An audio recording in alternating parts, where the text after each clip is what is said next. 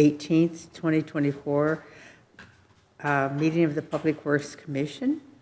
At this time, I'm calling the meeting to order. Could I ask Kathy to please lead us in the pledge?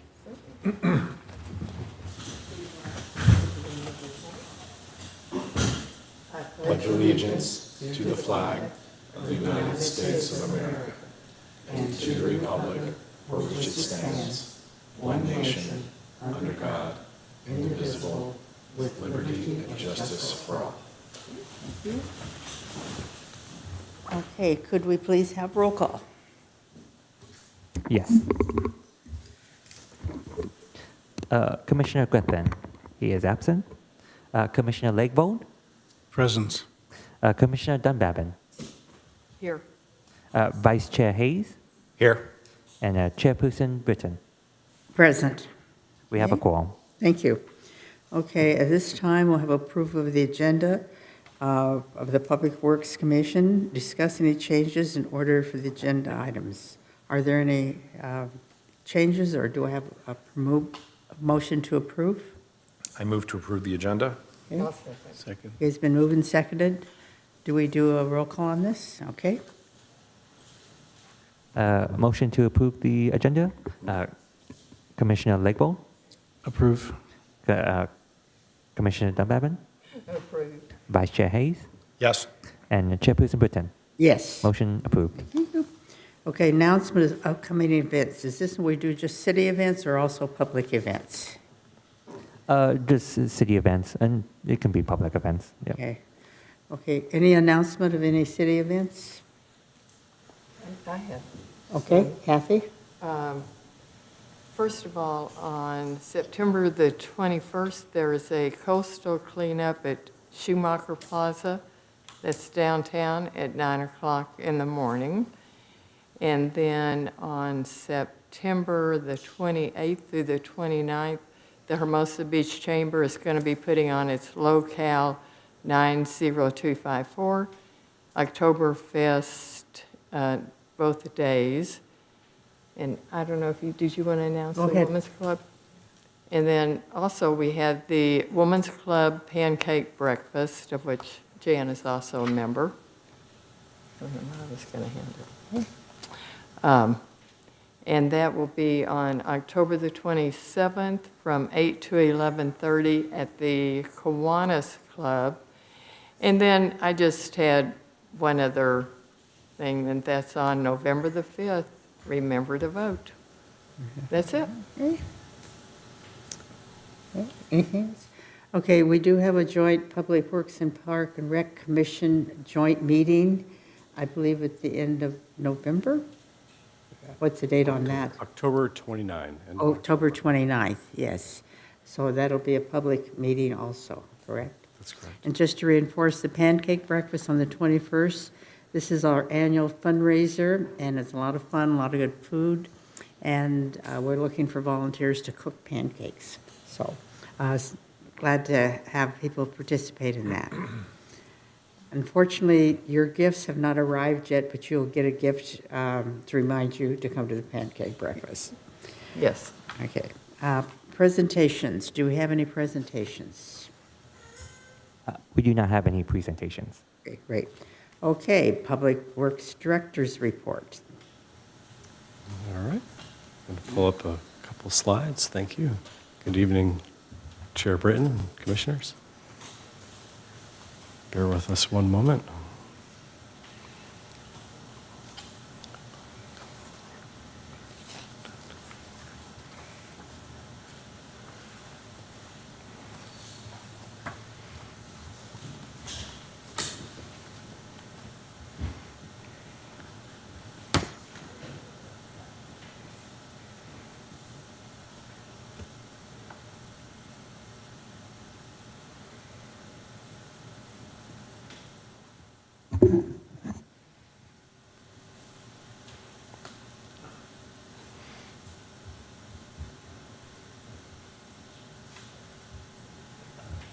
All right. Thank you, Andrew. Appreciate it. All right. I want to highlight a few updates for this evening. All All right, first, I would like to just start off with an update on some parkway trees. There was some discussion at about 2 council meetings ago about 3 parkway trees that were removed without a permit on a residential street in the city. There was a number of residents that came to City Council to speak about this. I've received some calls from some commissioners, but I want to give an update that we are working with the responsible party on potential replacement of those trees.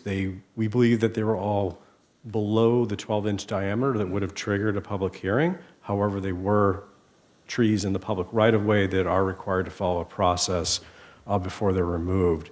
There was a fair amount of discussion at City Council and a request for a future agenda item to come before the Public Works Commission and then City Council to discuss the potential for creating a fee or citation amount for unauthorized removal of parkway trees, as well as to discuss our current parkway ordinance as written and go through the process. And so that's something that staff's working on. We're first working on replacement of the trees that were lost, but then we will be bringing an item to commission in the coming months, potentially the next meeting or the following meeting after that, but wanted to give that update about that item. Staffing in the engineering department. Our ability to deliver CIPs is directly tied to our ability to staff our great engineering team that has a very ambitious program, 38 CIPs, as well as a number of other projects and services that we provide to the community. Currently, we have 3 open positions, an intern position that we're actively recruiting for, an associate engineer position that I am pleased to say we have someone scheduled to start on Monday. So we're very excited to have finally filled that position. It was very difficult to fill in what has remained a very tight labor market. Our longtime city engineer has moved on. He had a great promotion opportunity with another city, so we're definitely very happy for him. But that did create a vacancy in the city engineer position. We are actively recruiting for that, and I'll continue to provide updates on that as we work towards filling that as quickly as we can. Moving on to the next bullet, there will be a special meeting of the City Council currently scheduled for October 14. It's a Monday. We will be having a living street study session to discuss mobility needs throughout the city, really picking up and looking at the general plan for looking at bicycle and pedestrian and vehicle safety in the city, and looking at to the future of kind of what is in the general plan, what's been completed, what's in the pipeline for the CIPs, and some potential recommendations for moving forward into the future. So that's coming soon, more information to follow in the coming weeks.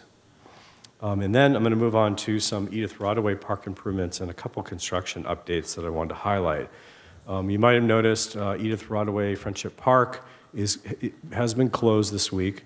It's going to be closed likely through next Monday. We had hoped to be able to get some of the work done this week, but we're working on fence replacement, so all the mesh has come down, and we're doing some repairs to the posts. We're replacing the gate that goes into the basketball court on the side street and putting in new mesh. We're updating the park signage, and then once the fence is installed, there'll be additional work that our crews are going to be doing, including painting of the walls that are out there. That'll happen over the next several weeks following that. We hope to be out of there by hopefully mid-October or so. So that's ongoing right now.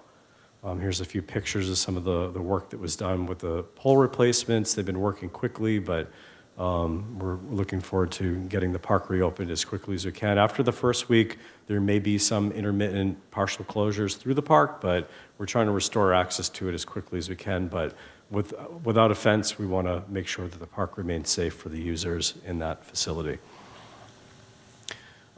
A couple construction updates. Back in, I believe it was in July, there was a crash involving one of the signal poles at the southwest corner of PCH and 2nd Street. The pole was severely damaged. This is a Caltrans intersection. They are responsible for maintenance and operation of that signal. Caltrans came out, put in an emergency situation, they put a temporary pole in at the southwest corner, but that pole has to be replaced with a permanent version. That work is scheduled for this Friday evening. It's going to be night work, given the heavy traffic volume that's out there. It really does have to be done at night. We've been in coordination with them. It's going to start at 10 p.m. Friday evening.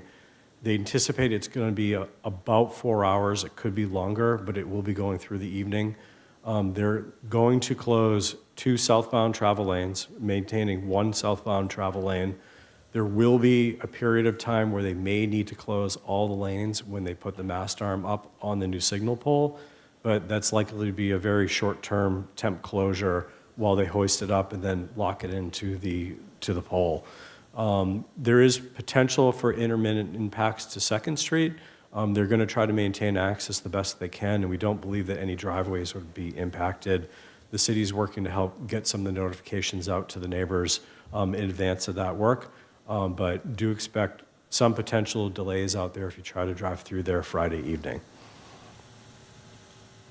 And then the same night, we also have some night work ongoing through Southern California Edison. They have equipment upgrades on Oak and Bard. There should be minimal traffic impacts, but this will also be ongoing 9 p.m. to roughly 6 a.m. Hopefully they'll finish up before that. And we are working with Edison on also getting the word out to the residents and businesses adjacent to that work area for that night work. And that concludes my director's update. Okay, any questions? Yeah, real quick, on the 2nd Street intersection, are there any talks to improve the signaling of that intersection? I mean, there's been, obviously there was a big accident there, and it's just a screwball intersection, nothing like, when you're at the intersection, the lights don't do what you naturally anticipate them to do. So I don't know, I know it's a Caltrans thing, but have you heard anything about them looking at that? Right now, the discussions we've had, because there were requests that came in, there have been a few crashes that have happened there over the last few months. We've been working closely with police to get the reports to see if there's anything that could be correctable through engineering measures. I will say there have been a number of one-off type crashes, unique crashes, incidents that do appear to be happening there, but we are monitoring it and working with our traffic engineering team to see if there's anything that we could do to potentially recommend to Caltrans. But it's still early to tell, and it doesn't seem to be that there's any immediate patterns based on the crashes that we've had there. I do know that we've had complaints over the last year about some queuing conditions there. We did work with Caltrans to work on a retiming along the corridor, which they did do, and that was in collaboration with Manhattan Beach and Redondo. They did a number of signal updates to try to work on progression through the corridor. So they have been responsive to things when we brought it forward to them. But it's a tricky intersection because it's 2 closely spaced that operate basically on the same controller. We do have a separate CIP, the PCH Mobility and Aviation Study, and I think that would likely be the best opportunity where we might be able to really study it. That is led by Metro. We have dedicated funding through Metro, and the initial data collection has started, and we've started data analysis, and that is also in coordination with Caltrans, but it's looking at safety of the whole corridor. It has to go through an environmental review process, but it's likely going to be the best opportunity to make a bigger change there or determine if there's anything that we can do in the meantime. But in the meantime, we will continue to monitor safety conditions there. Okay. Thank you. Any other questions? Okay. Moving on to the activity reports.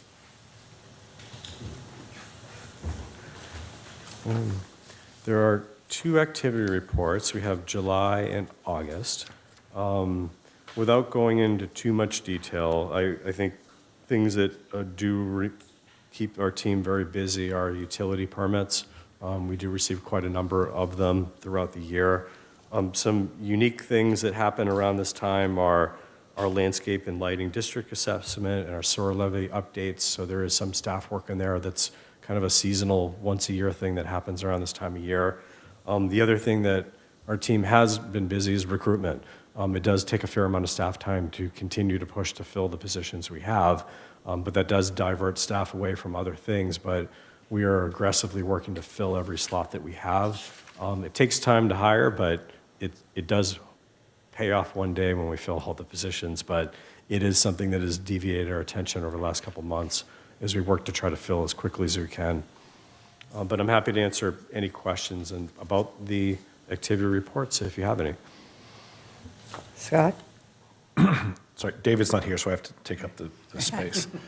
I have a quick question. This trash collection study that you've got in the August report, I didn't really understand what that was all about. It looks like you're putting filter fabric over drains, which I understand that, but why they call it a trash collection study? It is mandated by one of the state agencies, and so we help support. We work with our environmental programs manager, and my understanding is that they cover the openings, and then they go collect trash, and then they come back and they determine how much would potentially have gone into the basin had there not been there. But they're trying to measure how much trash is getting into the basins.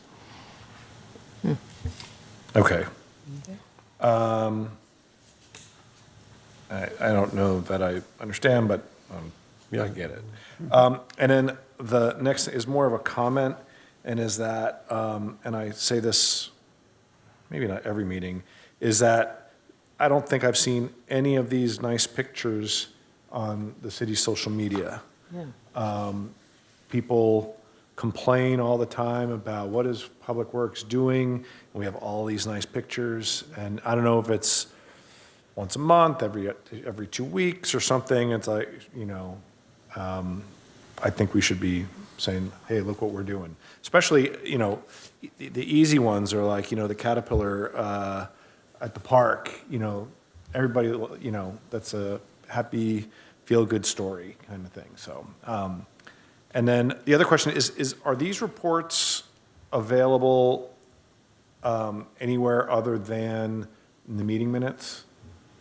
The activity reports? Yes, they are. All the department activity reports are available on the city website. There's a link for activity reports, and we upload them every month. Okay.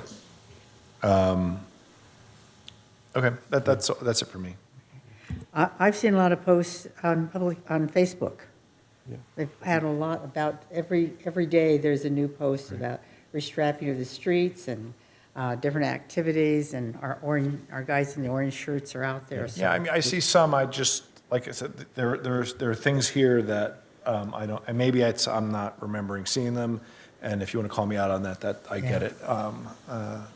My brain isn't what it used to be, but. I agree we could do more. Yeah, I'm like, all the time, look at what we're doing, look at what your tax dollars are doing for you. Right. No, thank you. Noted. And we have been putting some, as part of my regular Public Works Director updates at council meetings, we've been integrating more of the operations and maintenance activities. And once again, it's always a snapshot. I've been showing more and more every meeting, but there are so many things that our crew does throughout the city. They are a very busy team, and they do quite a bit every day for the city. But we've been trying to take some subset of that and put it onto social media, whether it's Instagram or Facebook, but we can always try to put more out there, and we appreciate you spreading the word. Thank you. Kathy? Yeah, I just had a comment about the parks. They look great. So and I agree with Scott that more social media needs to go out as far as what these employees do. It's amazing. Any other comments? I agree with what's been said. Okay. Okay, we're ready for the CIP report? Okay. All right.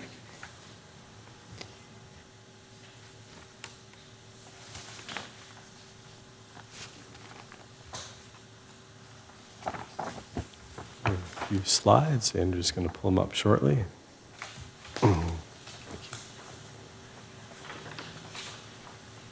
Thank you, Andrew.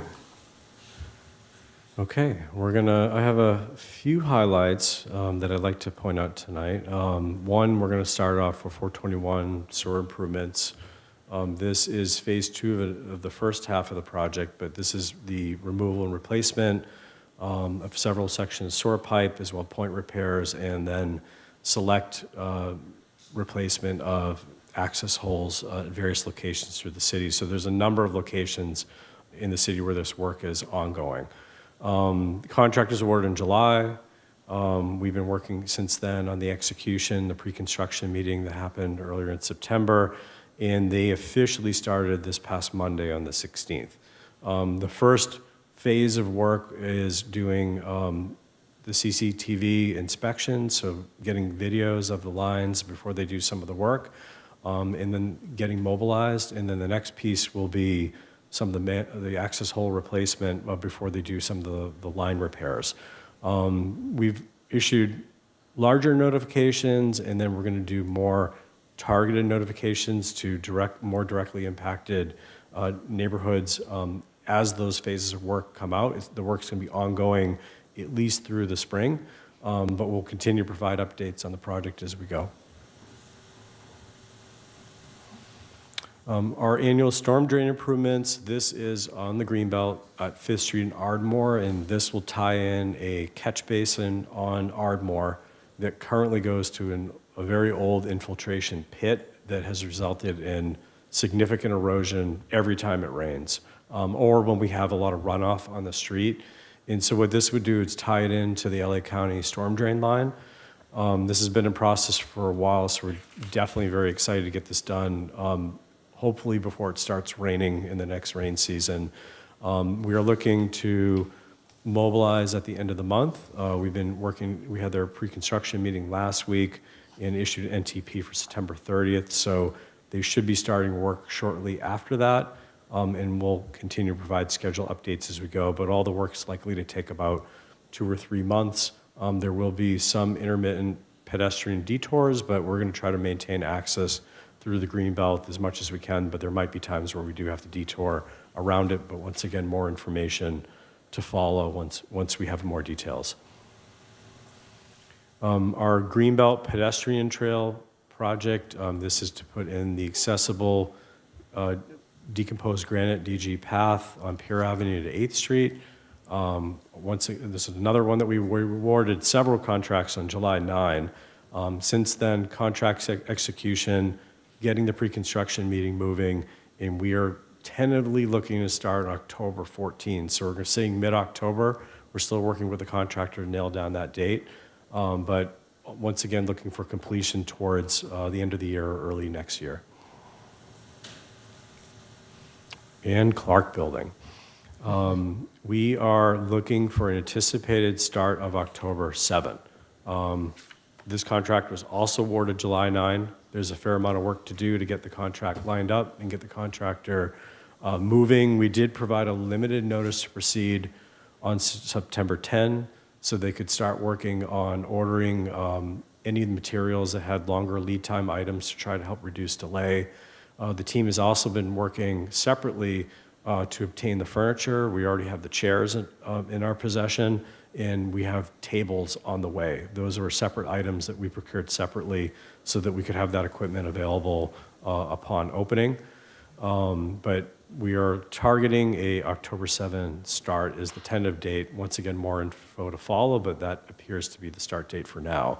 And with that, I would like to announce a save the date. We are looking for October 2, this is the week before, to have a renovation launch, open house, our Clark Building, from 5 to 6:30. It's a Wednesday evening where we would like to invite the public to come. We'll have information about the scope of the work. The contractor will be present to answer any questions and hopefully provide more information about the project schedule.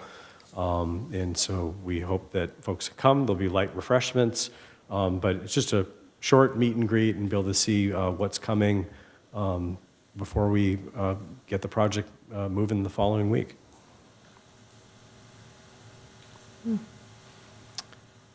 CIP 624, Valley Drive in Monterey. This is a smaller sidewalk and curb ramp improvement project utilizing our CDBG, Community Development Block Grant funds that we get every year. We try to deliver a project every 2 years as we accumulate funds.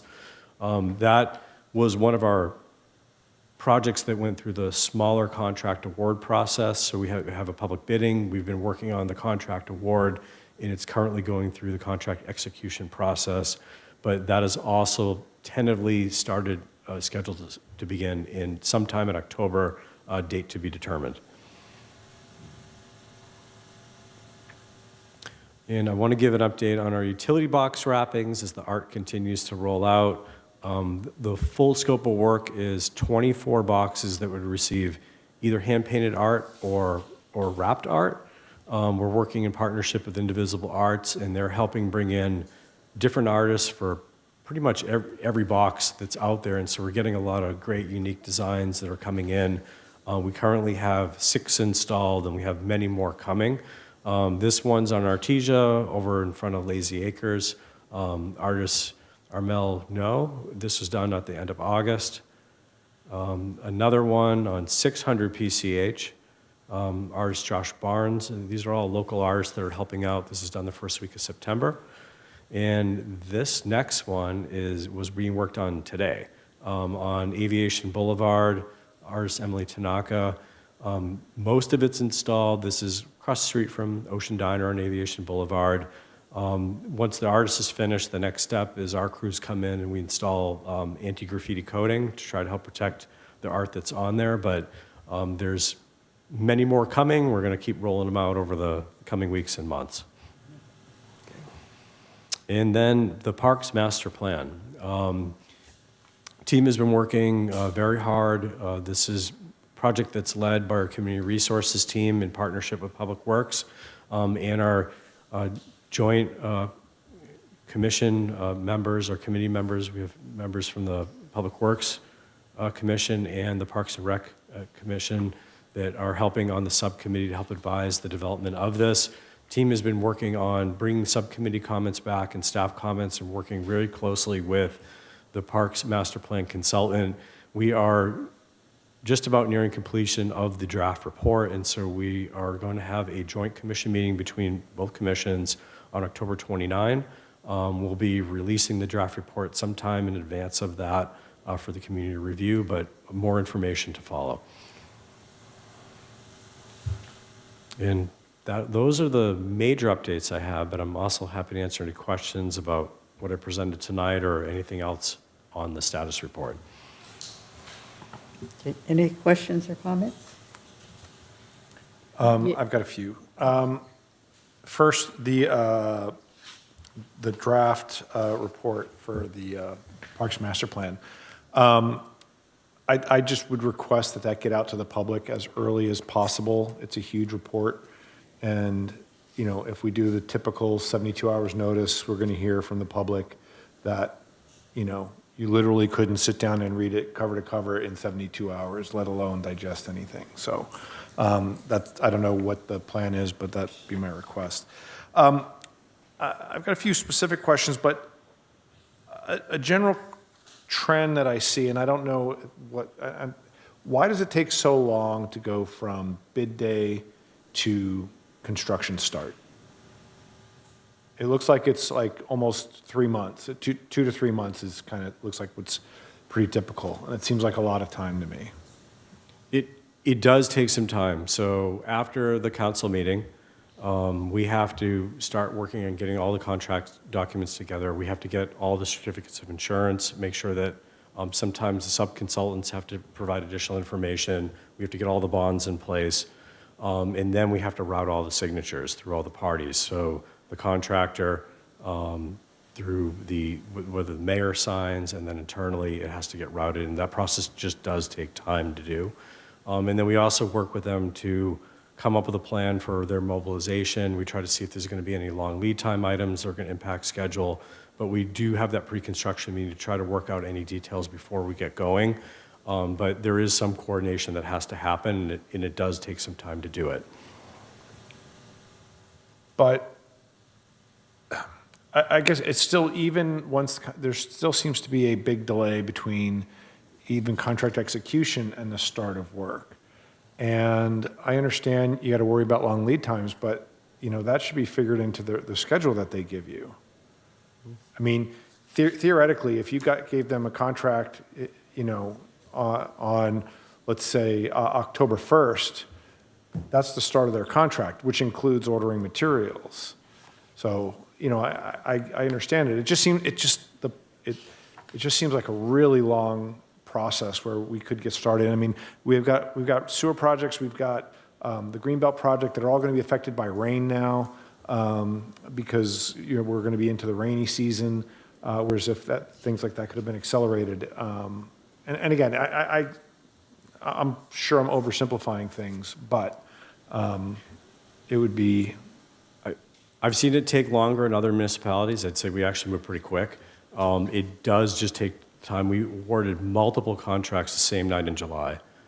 It takes time with a limited staff, limited analyst backup support to get all the documents together, follow up with all the contractors, get all the insurance information, bond information. A lot of it's on them, and we continually push on them to move these as quickly as we can. But it is a back and forth, and some of it is on them to get information to us. There's other parties involved beyond just the contractor and the city. We have to rely on the bonding company, we have to rely on the insurance company to gather all that information, but we do what we can to move these as quickly as we can. But there is a number of steps that we have to follow to get everything in place. I get it. I know I can go at work, I can get an insurance certificate in probably 2 hours if I put a rush on it, but for sure in 24. Bonds, if it comes out right the first time, takes a week. You know, anyway, it's just a frustration.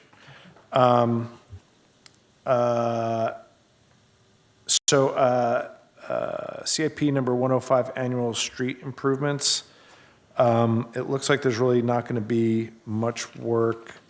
We have a completion date of February 2026. What's the start of construction?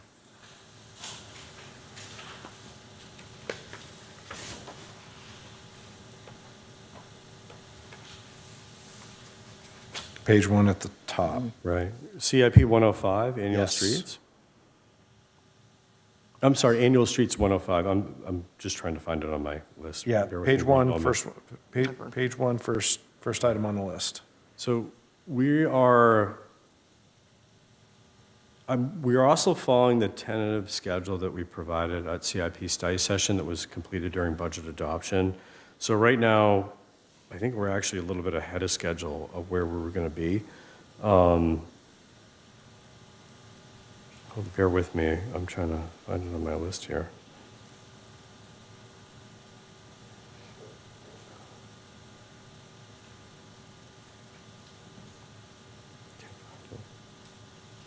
We can give more information at the next meeting. I think right now what we're doing is we're at about 65% design.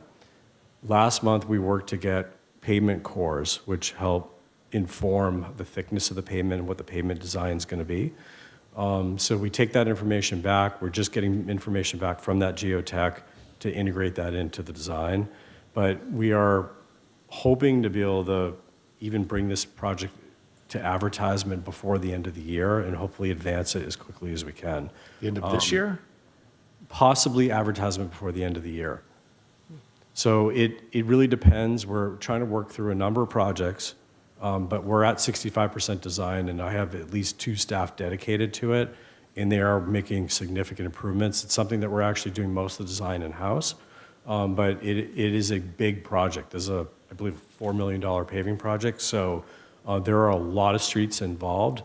I can give more information in the next update about where that schedule is going to be, but we are aggressively working to move it forward along with a number of other projects. I saw the 2026 date, Yeah. and to me, that was signaling that we're really not going to do a whole lot in 2025, but it sounds like that's not the case. So what I want to note is that the estimated completion dates that we have in there were aligned with the estimated completion dates that we provided during the budget study session at CIP study session. And those were estimated durations based on projections made back in April.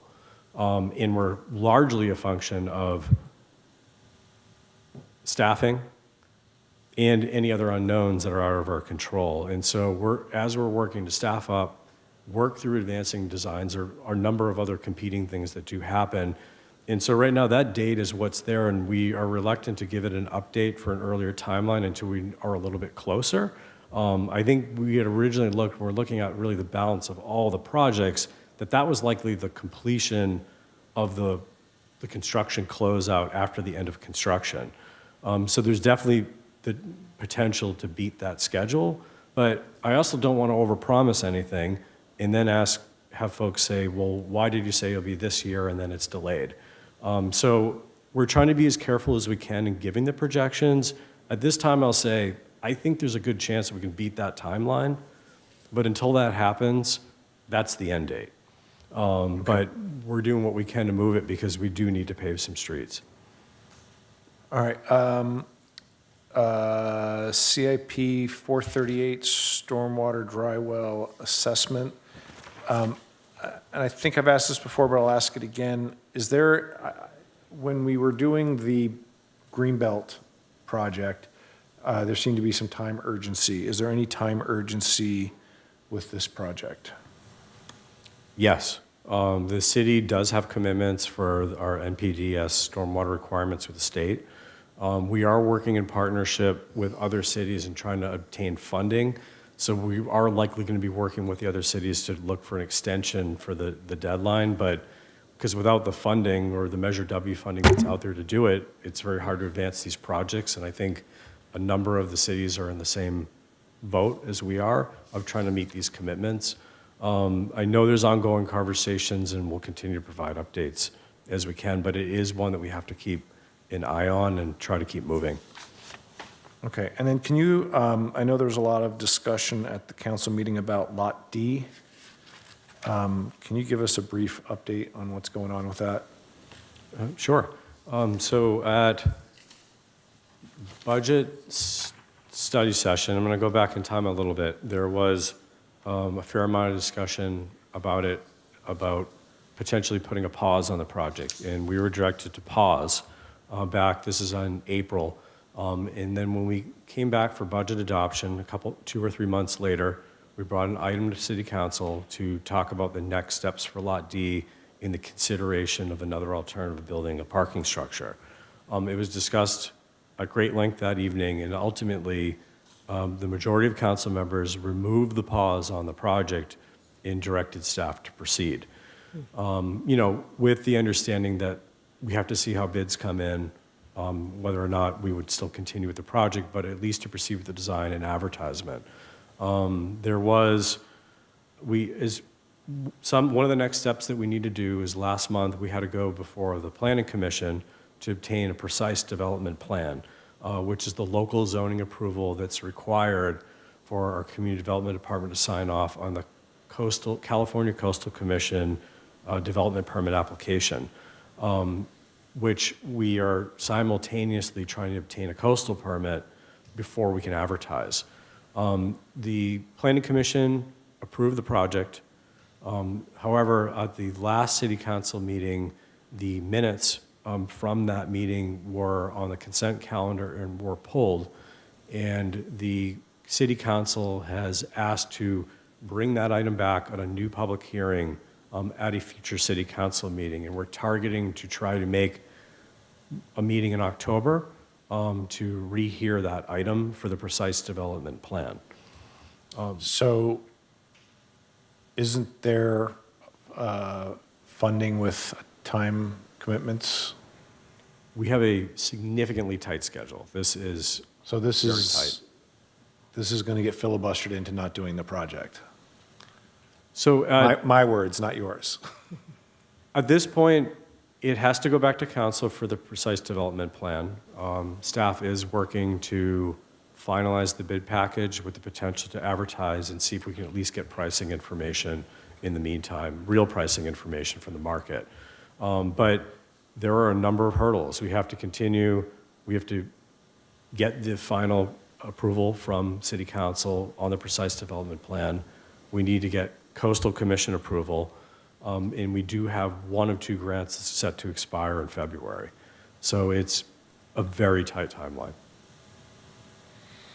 Okay, I'm not excited about, not you, but I feel like council is deliberately filibustering this project into oblivion.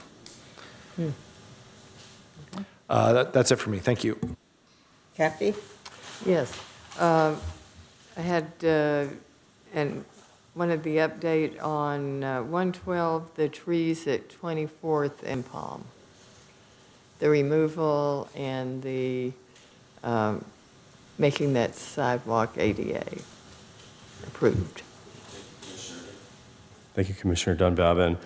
As part of CIP 112, we're soliciting bids from contractors to replace that section, to remove the trees, replace that section of sidewalks, and then replant trees back in the parkway. We're in process of getting bids now. So hope to have more information soon, but it is coming. Okay, very good. Then on trash cans, I'm not sure if there was a CIP. I don't think there would be, just the new trash cans, of which there's an example up at Uncorked. It has been suggested that maybe we check around the city and see if we need maybe fewer trash cans than what we've ordered in the past. Is there ever a count that's ever done that said, you know, we don't need that one there? Or has there ever been a count retaken on the number of trash cans? So I know that we do have a number, I think it's over 100 or so cans that we ordered. It's not a CIP, as you indicated. It was a budget item to purchase trash cans and replace the ones that we have.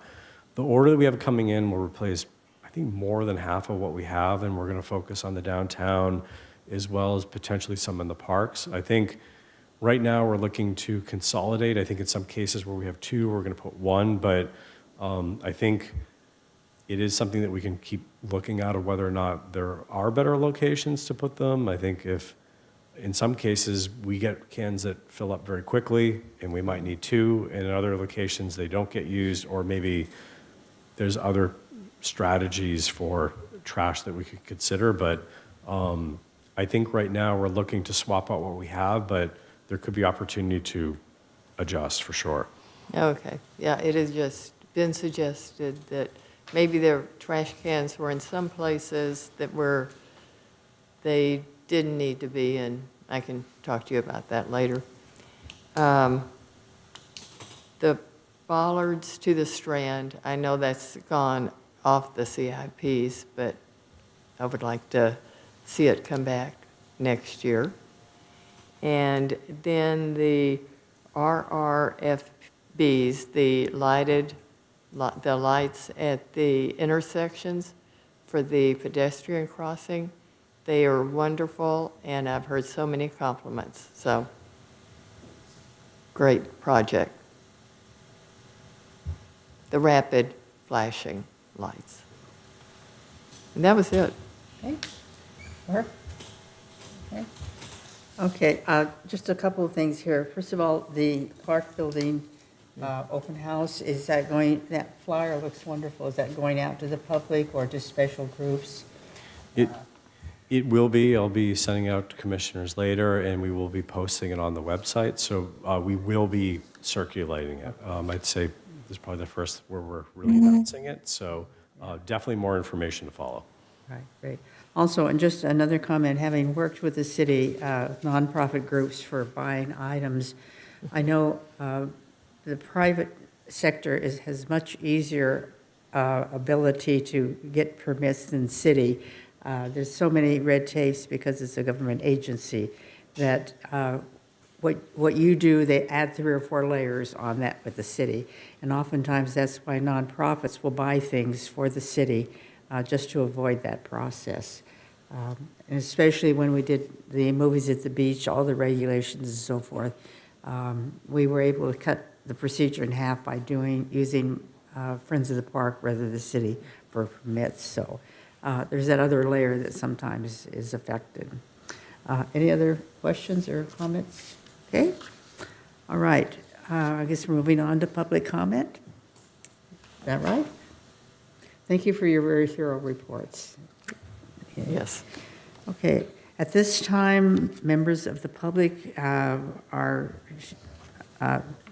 for the members of the public to address the Public Works Commission on items within the Commission's jurisdictions and on items where the public comment will not be taken. Presentations, Public Works Director's report, Commissioners' comments, consent calendar, items not pulled for separate consideration, and further agenda items. The public is invited to attend and provide public comments. Public comments are limited to 2 minutes per speaker and should only be taken from those present in the City Council chambers.